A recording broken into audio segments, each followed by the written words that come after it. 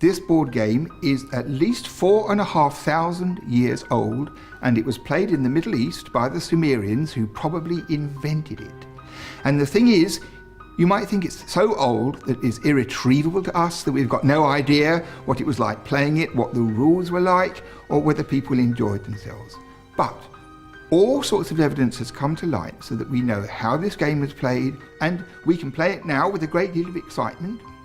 Sometimes it brings out violence, sometimes it brings out savagery. I have to say that this does occasionally occur. So we've decided to bring in a member of the public. I can't remember the chap's name. I'm Tom Scott. I make videos about science, technology and the world. Who's never played this game before. I have never played this game before. I'm going to give him a very swift overview of the rules, hope he masters them, and then I'm going to play. Of course, I'm going to play very gently at first because I don't want him to get upset. But if I have the slightest intimation that he's got the hang of it, I'm going to wipe the floor with him, because it wouldn't do at all for me, who discovered these rules, and after all, it's my game and I work in the British Museum, so there, I have to win. So there's not going to be any funny business with some sort of sleight of hand or any of that kind of stuff. Just follow carefully. You'll see who is the superior player right from the start.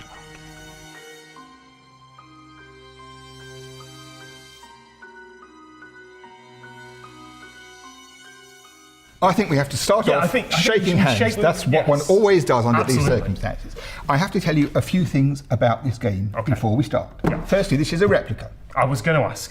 Otherwise, we couldn't even look at it, let alone touch it. I was starting a little bit worried whether I need to put gloves on there. You should do, but never mind. Okay, that's the first thing. Second thing is, the original was made in about 2500 BC, so 4,500 years ago or more. Yep. Very smart object. When it was discovered, they found pieces and dice. Mm-hmm. And for a long time, nobody had any real idea how to play it, but they made things up and they made things up. And then something interesting turned up, which is this thing here. This is a clay tablet written in cuneiform writing, as you obviously know. This was written in the 2nd century BC, so miles afterwards, by a Babylonian astronomer whose best friends were Greek astronomers. And he wrote this tablet, including giving the rules for how to play it in his day. All that time afterwards. So this is the oldest book of rules in the whole world. That's one thing. Second thing is that we can see that in this very late version, it's a very complicated game indeed.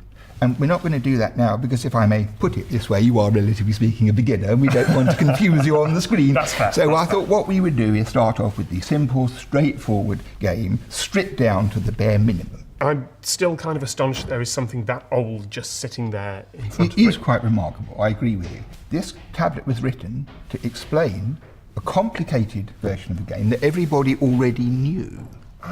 Right? It's the familiar old game with new rules, with betting and things like that in it. Betting for drink and women, other interesting matters. So they don't tell you here the route, because everybody knows that already. Right. However, on the basis of this thing itself, anybody who's played any game like Ludo or anything like that, it's pretty obvious that it must be like this. It can't be really anything else. So if you make that assumption, you can make a really good, friendly, normal game like that.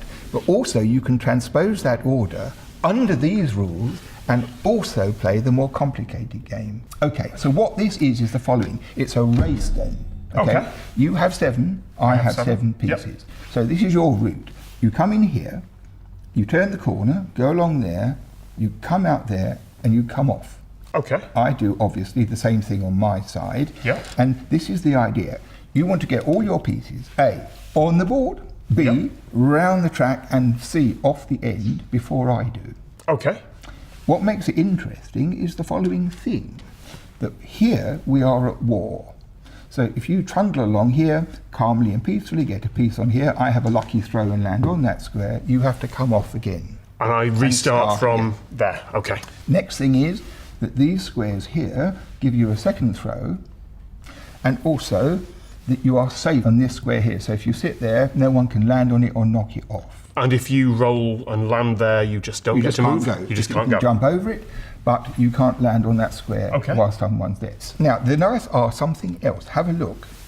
People always say they are pyramids, but actually they are tetrahedrons, because they've got 4 triangle base, not square base. Exactly. So, and they have 2 of the 4 corners marked with a white blob. Yes. So when you throw 4 of them, It's a random number of white blobs that sticks up, and that's how you get your score. Okay. And if you throw 4 with no white mark, then you lose the turn. It's 0. Yeah.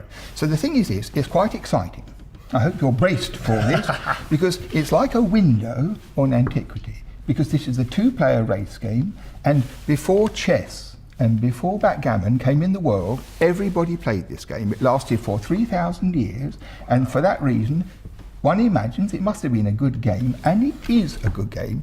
And how do we know? Because you never know who's going to win until the last minute. So you can come around here, think you're going to be off the end, be the winner, whoosh, along I come, and you start again. That's a really excellent thing. And all the games are different. They're really exciting. So someone who's never played it before, against someone who's played it for about 47 years, no disadvantage at all. It's entirely random. It's the roll of the dice. And of course we have to play speaking Sumerian, so your throw. So all 4? All 4 at once. Not quite as easy to pick up as regular dice, those. All right. 1, 2. Excellent. So I start. So do I move 1, You put 2 stone? 1 stone, 2 places? Yes. Okay. Yes. One You stone. can't subdivide the score like Okay. that, I don't think. 1, 2. Ideal. Brilliant. All yours. So far, nothing to get too excited about. Same as you. 2. Okay. I'll go here. All yours. I'm trying to do the maths now and work out what the probability of getting each number is, because presumably it's more likely 3. Now, do I? Yes, I put another one on the board because then I'm not into conflict with you yet. 3. Good. Of course, alternatively, you could, if you want to, already venture onto the main track. You don't have to get them all out. That's a matter of strategy. I could, but then you. Yes, you'd be at if risk. you get out first, Exactly. I've got a chance of landing on you. So this is actually an interesting thing, because this is not just a game of luck. There is strategy. There is. You're absolutely right. I said it was completely random earlier. and Yes, it's not. there is a matter of strategy. I kind of went into this thinking it was going to be mostly random, and it's really not. It's like backgammon. It's like a game. It's like there's a series of strategic decisions. It's the kind of game I love because you can explain the rules in 5 minutes, and then there's some actually quite serious decisions you have to make that affect the game. And you know, the thing about, for example, backgammon. Everybody plays backgammon today, and the balance between luck and control and skill is about 50-50. Yes. And this game already had some kind of balance. It's not quite the same. So backgammon is a kind of better version of this game, but nevertheless, you've exactly grasped that. I'm very proud of you. Superb. one of my best students, if I may put it that way. Go ahead. Well, the thing about backgammon is that how have you picked those dice up? It's fiddly. The thing about backgammon is it's made significantly more interesting by the doubling dice. Yes. At the point where you start betting one. I can't move that out, so okay, let's sally The fateful forth. step. All right. So I need to get one. You've got 2 who can land on. Yes. I've got 2. Okay, if I go here, I get another throw. Oh, It's a rosette. yes, because it's on the rosette. So this is the moment to get it. Oh, I should have moved the other one. I'd have got another throw. Is the moment. 3. 3. Unlucky. So I can't go here because one's here. So I'm going to have to go 1, 2, 3, which in fact puts you in a better position. Yep, so I need a 1 now, One ideally. But any number is good.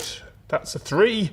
It's not ideal. Nothing will land me on a rosette, so let's keep 1, 2, 3, that one there. Okay. Because it means you can, you haven't got 2 stones about to hit me.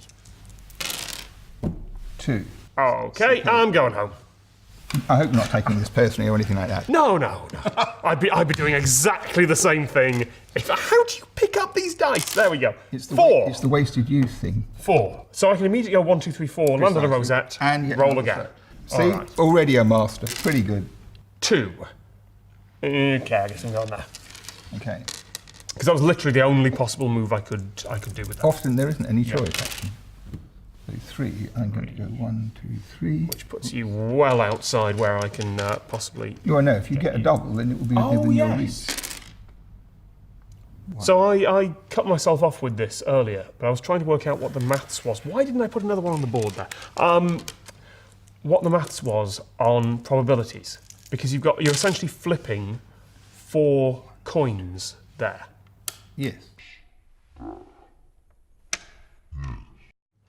So statistically, 0s and 4s are going to be unlikely, and 2s are going to be most likely, I think. I'm going to leave this entirely to you. Well, people, I can read cuneiform, mathematicians but will, mathematics is completely out of my reach.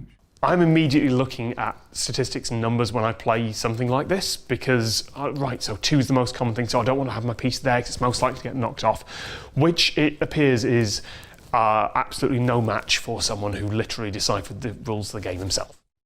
I'm rather intrigued to discover that my opponent, who looks like a perfectly civilised person, is in fact mathematically capable, because none of my friends can count beyond 2 hands or fingers. I'm among them. When I went to school, the teacher wrote to my parents in maths saying that I needed to be sedated before class because I behaved so badly, and I've never been able to count above 10 on my own. 1, 2, 3. Brilliant. That was a terrible move. Wasn't even thinking on that. Okay. 1, 2, 3. Because if you get a 1 or a 3 now, I'm in trouble. I'll have to do my best. 2. Okay, that one's already off. Okay, I'm coming in with this. All right. Can you see the difference between the colours clearly? Yes. One's dull, boring grey, and the other one's darker, dull, boring grey. I was wondering whether is that historically accurate, or is that just because the stones faded over time? It's just because they didn't make the right colours. Nothing. Not a moment for that, really. Very rash move, very rash throw. 2. Despite making some quite poor moves, I am. You're getting away with it. I've got quite a lot of luck on my side at the minute, it seems. I really have won. Nice work. 1, 2. That's the point. That is not off the board. That is back here, isn't it? Yeah, that's one way you can cheat, Yes. of course. Yeah. If you're playing with an innocent and I was going to say player. that the number of ways you presumably know to cheat about this game. Well, you know, actually, there are lots of games where if you can cheat properly, people admire Just it. go easy on me. No, you mean knocking you off? Yeah. Oh, actually, I did, but... At the moment, I'm just seeing what would be appropriate, you know, because it's not really fair if you just slash through the game in the first thing, you know, and they think you're cheating or something, when actually, of course, you're just being very good at it. So I'm on the rosette, so I'm genuinely slightly annoyed you've gone easy on me there. I realise I'm going to lose desperately whatever happens. I won't do it again. 1. Let's move that out of immediate. No, keep that there. All right. Strategically, this is the best square on the board, because if I come up here, making a bid for the end, any time I overtake you, I'm vulnerable to you knocking me off. And to get the further up you are to be knocked off, the more irritating it is. All right, So I'll put one on the board. I would keep it, definitely. I'll put one on the board. Definitely. 3. I keep lucking out, despite you not going easy on me. I keep lucking out. I won't go easy on you, don't worry. It's the number of times you've rolled and I've just escaped by the skin of my teeth. 3. It's early days, kid. 1, 2, it's 3. early days. You know, you wouldn't waste the technique at this moment. I'm playing a quiet domestic strategy myself because I don't think it would be fair to be violent, as one ought to be, really, and aggressive and shoot for the end at this early stage. I'm just testing the mettle of my opponent. He's doing rather well for a beginner. I have confidence that in perhaps a few years he will become a brown belt or something of that kind. Nothing. Right. 3. Yeah, I'm going off the board here. Yes, that was... Brilliant. The Babylonians, of course, had a contemptible flick of the finger to knock off their opponent. You have to get that down as well in time. 1. Let's go on the board. Right.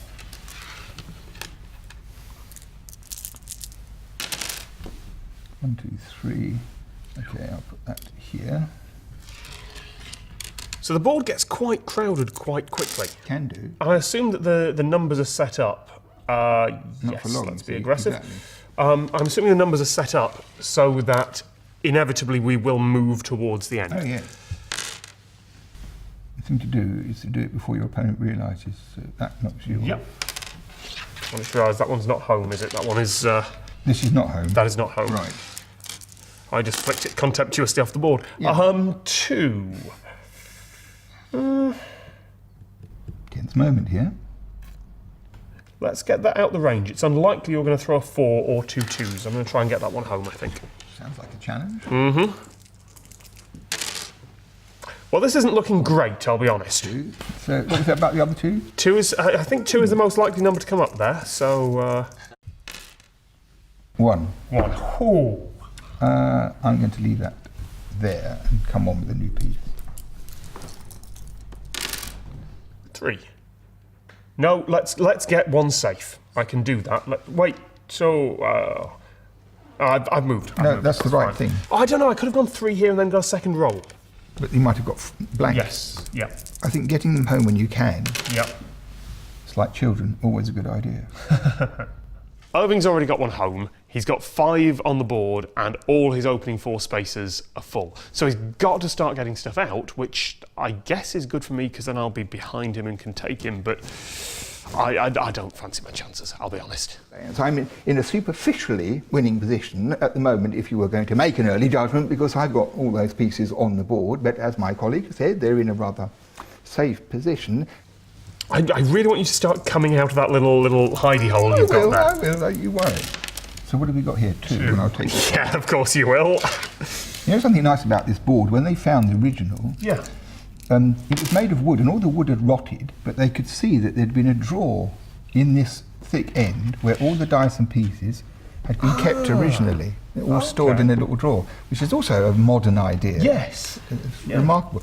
But as soon as you move out, I should be able to hit you. As soon as I move out. 1, 2, 3.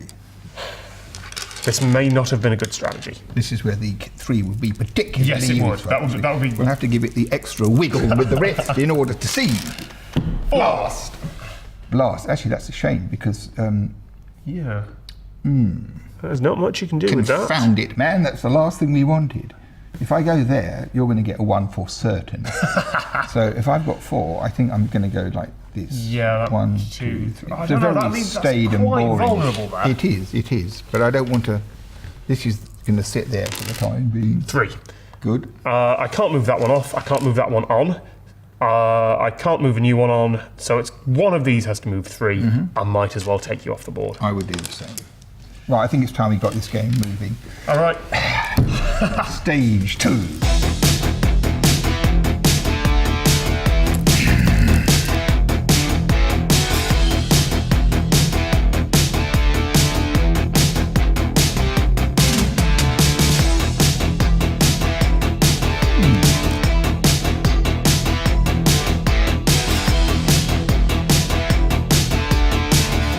Irving is significantly ahead of me now. It is going to take a lot of luck to pull this back. It's possible, but this is not looking great. Isn't that one of your pieces? Yes, that is. Right, 2 right ahead. there. Do you know? Yeah. And that is a 2. That is a 2. Gives me an idea of an offensive move. Yes. Very offensive move. I hope you're not taking this domination personally. I'm not. It could happen to anybody. It could seriously happen to anybody. Playing against 3. one of the world's great. Yeah, there's only one move. One of the world. I don't know. Are there other curators out there? This means war. I heard that. 1, 2, 3, 4. I get the feeling that this might not end well for me now. The really good thing about this game is you can never be complacent, because just when you think you've got it in the bag, bang, bang, bang, and you have to go all over again. And I think that's one of the good things about it. So you never know who's going to win until you've won. And this is a good message for life. No one has actually bled to death playing this game, but you know... There's always a first time. People have been murdered with chessboards when ungracious losers, for example. 2, I think, will take this off. 5 versus 3 home. This is not looking good. The pressure is definitely mounting. 2, I need to get something out. Yeah, go there, get the rosette, get it safe, get another move. Because no matter what I roll, I can put another one on the board. 1. That'll do. Yeah, let's put that there. Okay, you sure? Yes. I'm sorry, you could do that. That one's safe and I don't need to get anything off yet. Come on. 4.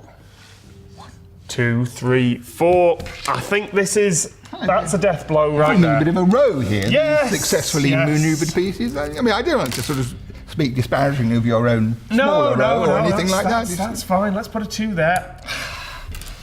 The trouble is I have to get past all of Yes, you do. to get home. You only have to do it once, though.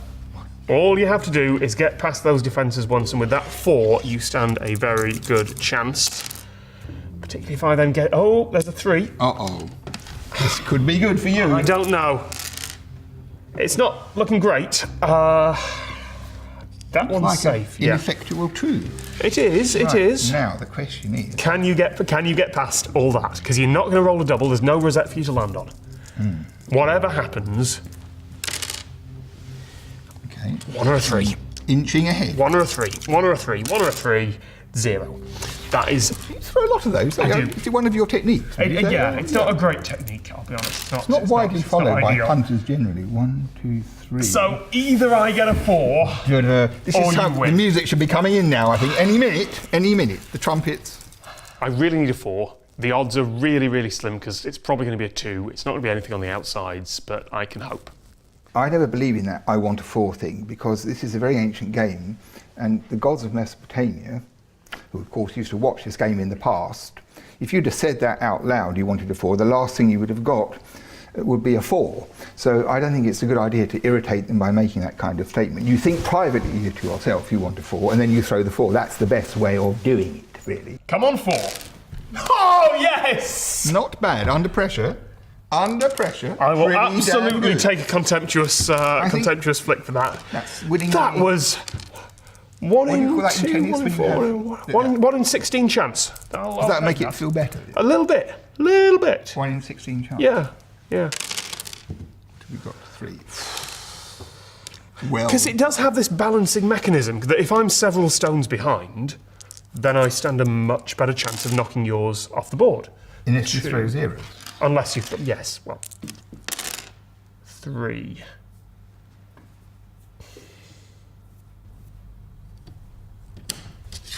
Very sound move. That one's safe, that one's safe, that one's safe, and you've got to move yours ahead.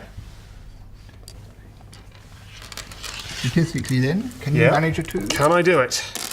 No.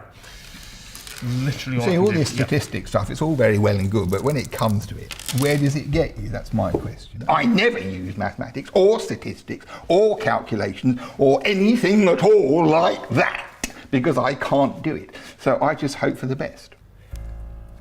I'm going to do that. Because the odds of you throwing a 1 are slim, and that one's safe. Slim, huh? Mm-hmm. A bit Bond-like, don't you think? The technique, the cool. What's that? That's a 3. Wasn't concentrating. You've got 2 chances to kill it now. I have. And if I knock Keep it cool. out... 2. He's done it. Good. Right. This is where we 2. have to move hard. Okay. I've just got to... Now I need to get all these Now 3 it's a straight off race. before you Straight knock race. me off. Yeah, this is a classic kind of conclusion. 2. That one's safe. Let's get that one out of the way.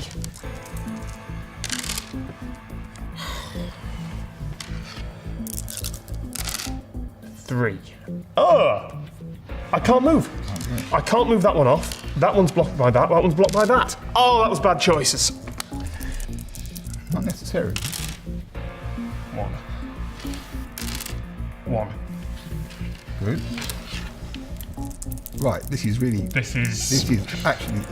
It's what I mean, it's a damn good game. It is. Because, Oh! 1, 2, 3, no, 4. it's not a good position. If you're going to get one of these 2s, I'm sunk. Oh, that's true. So you brought out your powerful Signature reserve move. throw when Signature you move. really need it. Yep. Absolutely. Yep. 2. That's a 2. Oh! Oh no. Well, it's all down to this, isn't it? 1 or a 4. Well, it's half and half, isn't it? 2. I think that is almost certainly the game, but No, I wouldn't say so. let's give it a try. If I get 4, it's a waste. You need a 3. Any of the others will be helpful. Yeah. That's a 3. 1. Oh, I say. Can I just check that? Yeah, that's. I'll just slide this over to join. Just a moment. I'm going to put them in a neat row because the winner has to do this. Congratulations. It's been a great play. It has a great opponent. Let me say. I did not expect a board game from 4.5 centuries ago. Yeah. Was that to be that compelling? Yeah, it is compelling. That and I tell you genuinely, something yeah. amazing is that knife edge things are really often the conclusion. Yeah. You can have one there who has to get 1 and one who has 2 and they get 3 and 4 and 3 Yeah. and 4 and 3 and 4 for ages. It works. It's So amazing. why don't we play this anymore? Well, it's a very good question. It's a very good question. What we need is a bit of publicity in some kind of modern electronic form. Don't you think that would be a good idea? And then people all over the world will buy one of these boards from the British Museum, and they'll go home and there'll be new domestic happiness, excitement. I'm not sure there'll be domestic happiness if it comes that close all the time. It does always. It always does. It's rather extraordinary. I'm really glad we had a game together. Yes. Marvellous. Thank you so much. Anytime you're passing through of an evening and you fancy another go, I might take just you up let on me that. know.